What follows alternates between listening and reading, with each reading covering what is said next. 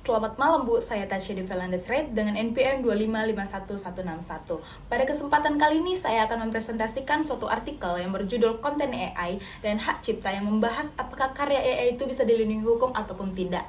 Nah, bisa kita lihat sekarang bahwasannya perkembangan teknologi kecerdasan buatan atau yang sering kita sebut dengan AI itu lagi berkembang secara pesat atau lagi marak-maraknya berkembang. Nah, AI itu membawa perubahan besar bagi lingkungan kreativitas.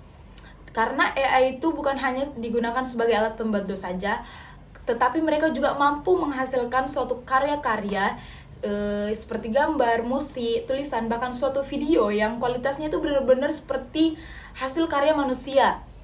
Nah, hal-hal itulah yang menimbulkan banyaknya muncul persoalan hukum khususnya di bidang hak cipta.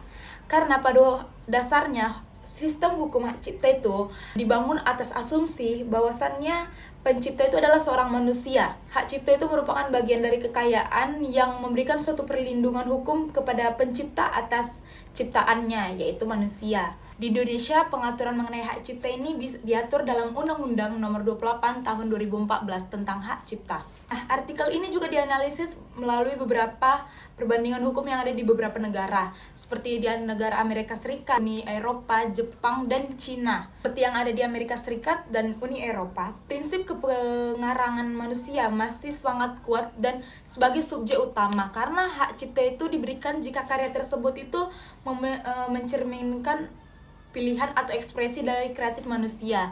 Sementara di negara Jepang dan Cina, mereka tuh lebih cenderung ke manusia itu harus ikut berkontribusi atas usaha dari hasil karya tersebut.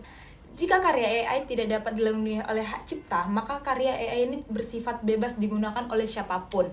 Hal ini dapat memperkaya akses publik, tetapi di sisi lain itu juga berpengaruh pada potensi yang mengurangi insentif ekonomi bagi pengembang teknologi AI tersebut. Sebaliknya, jika karya AI diberikan perlindungan penuh, ada risiko monopoli oleh perusahaan besar. Nah, bisa disimpulkan dari isi artikel di atas bahwasannya hukum hak cipta pada saat ini belum sepenuhnya menghadapi perkembangan teknologi AI.